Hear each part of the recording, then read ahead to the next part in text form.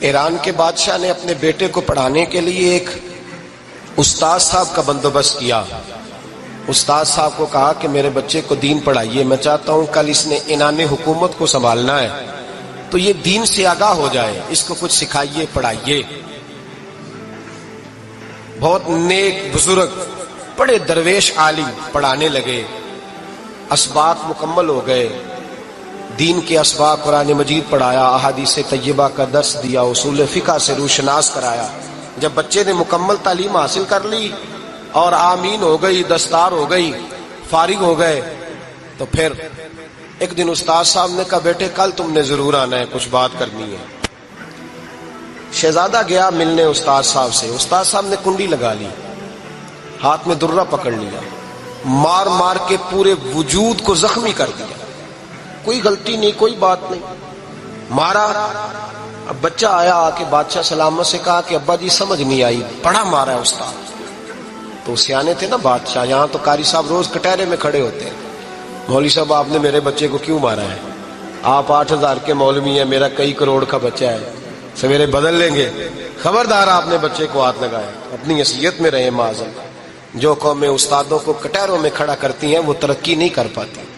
جو استادوں کو کٹہروں میں روز کھڑا کرتے ہیں.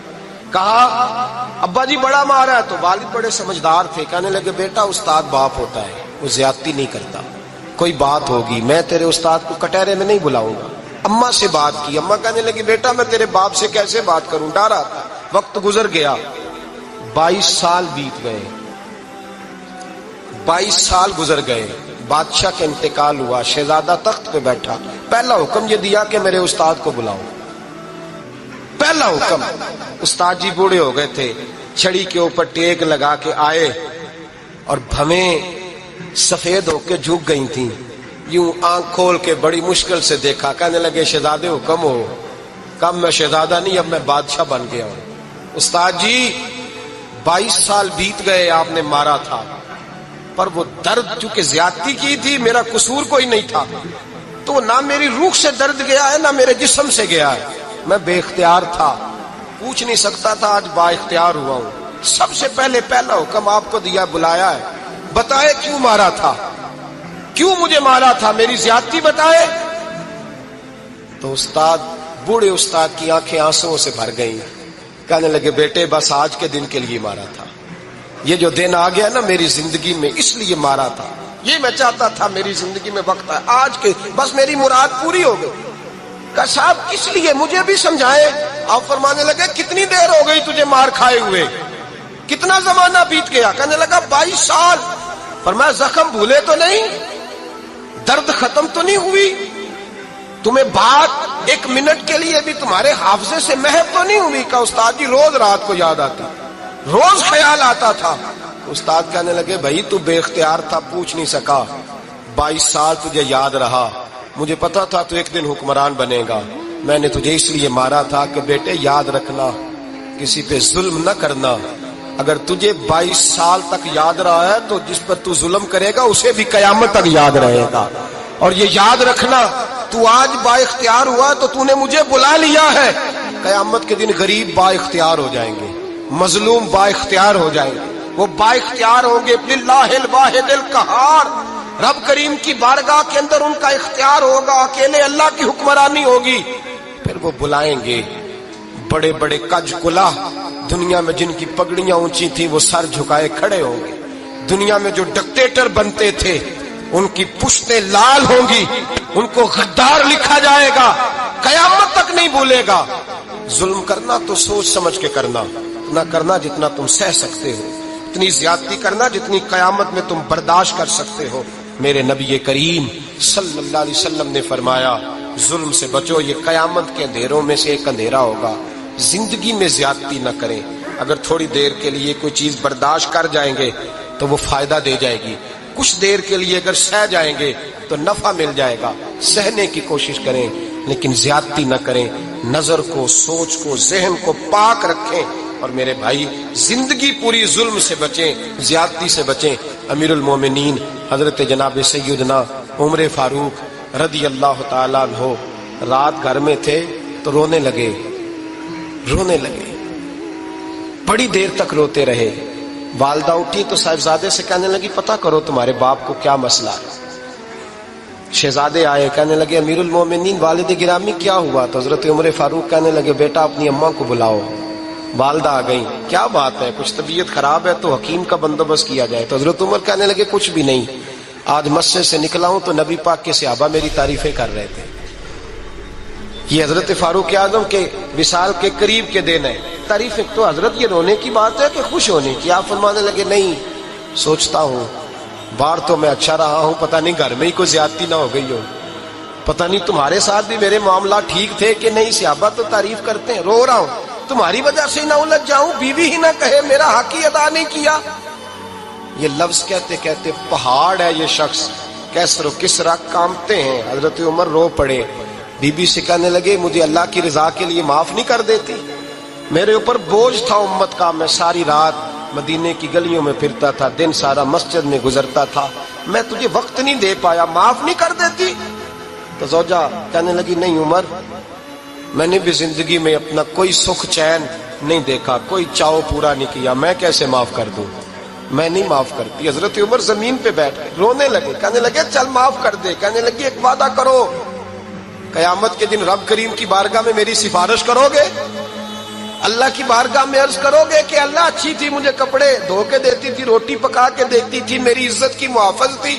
جناب عمر کہنے لگے تیرے ساتھ وعدہ ہے، رب اپنے فضل سے عمر کو جنت دے گا تو عمر تجھے جنت میں ساتھ لے کر کے جائے گا، تیرے ساتھ وعدہ ہے۔ میرے بھائی جن کے دلوں میں احساس تھا کہ ہم سے کوئی زیادتی نہ ہو جائے کسی جگہ، وہ تو یہاں تک معاملہ کرتے تھے، یہاں تک ان کا خیال رہتا تھا۔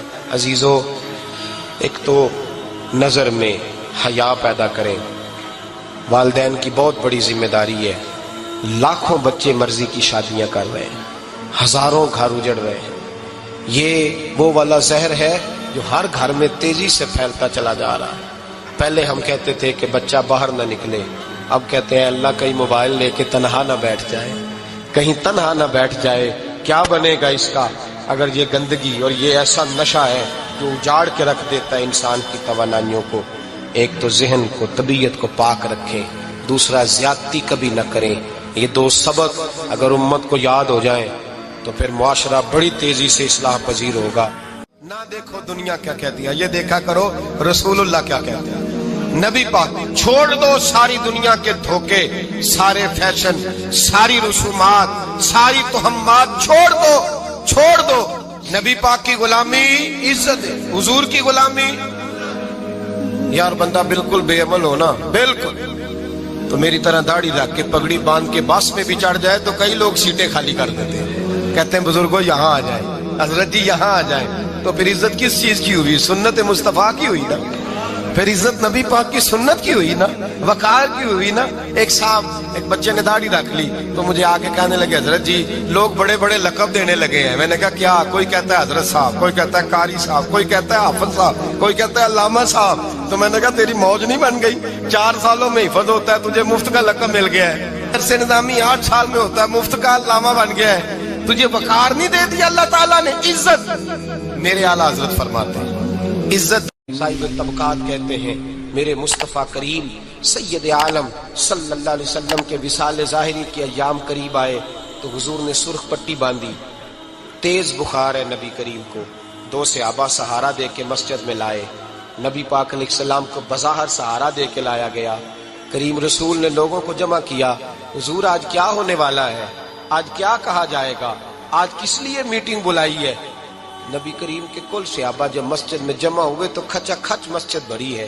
وصال ظاہری سے چند یوم پہلے کی بات، نبی پاک نے فرمایا آج تمہیں کوئی جہاد کی ترغیب نہیں دینی، آج کوئی نیا پیغام نہیں دینا، آج تمہیں بتانا ہے کہ رب نے اپنے بندے کو اختیار دیا ہے، چاہے تو دنیا میں رہے، چاہے تو اس کی بارگاہ میں حاضر ہو جائے۔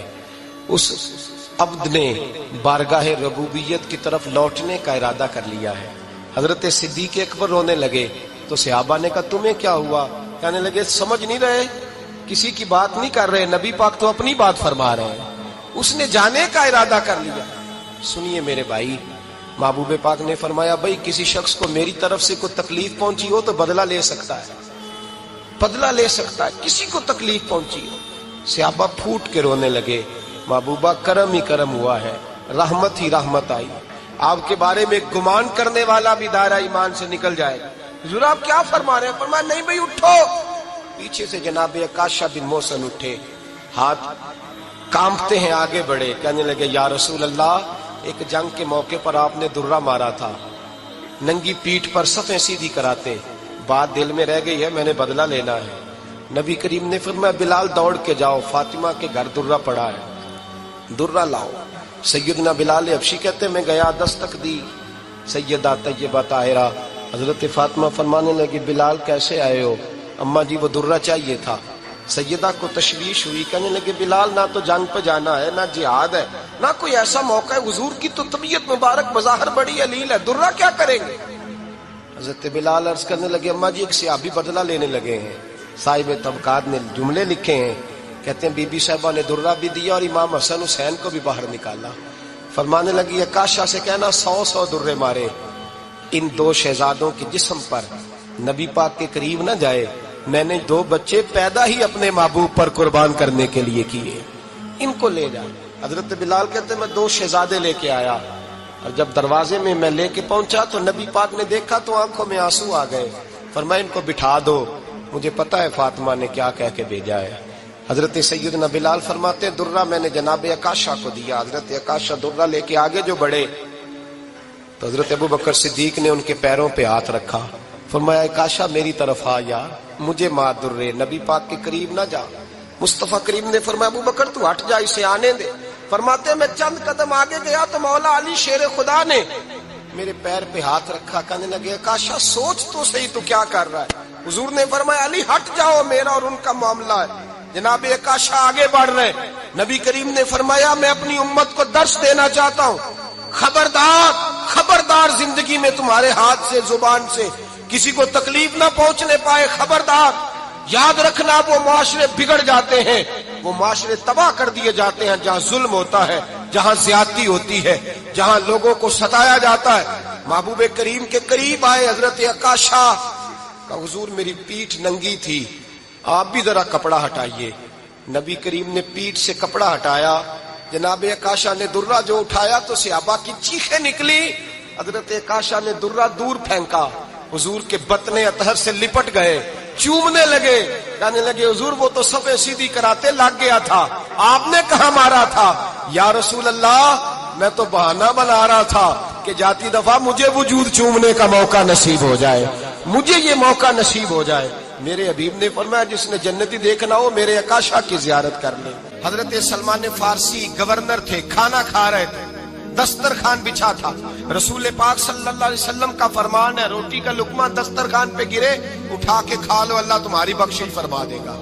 दस्तरखान साफ होता है, रोटी, बड़े गवर्नर थे आप, बड़े बड़े सफीर बैठे थे, वजीर बैठे थे, रोटी का लुकमा गिर गया। आज तो लोग फैशन में इज्जत ढूंढते हैं ना, वकार ढूंढते हैं कि मैं जदीद दुनिया के साथ मिल जाऊं, मैं माज अल्लाह लड़की लड़के इकट्ठे बिठा के मंगनी करूं तो मैं मॉडर्न शुमार हो जाऊंगा, मैं बड़े बड़े ढोल बजाऊं तो मॉडर्न बनूंगा, मैं अगर मेहंदी पे सारे तमाशे कर डालूं तो मैं मॉडर्न हूं। देखो इज्जत किस बात में। हजरत सलमान फारसी रोटी खा रहे थे, सफीर वजीर न जाने बड़े बड़े लोग बैठे थे, खाना खाते खाते लुकमा गिरा दस्तरखान पे, हजरत सलमान फारसी ने समेटा, मुंह में रखा, फिर उंगली मार के दस्तरखान साफ किया।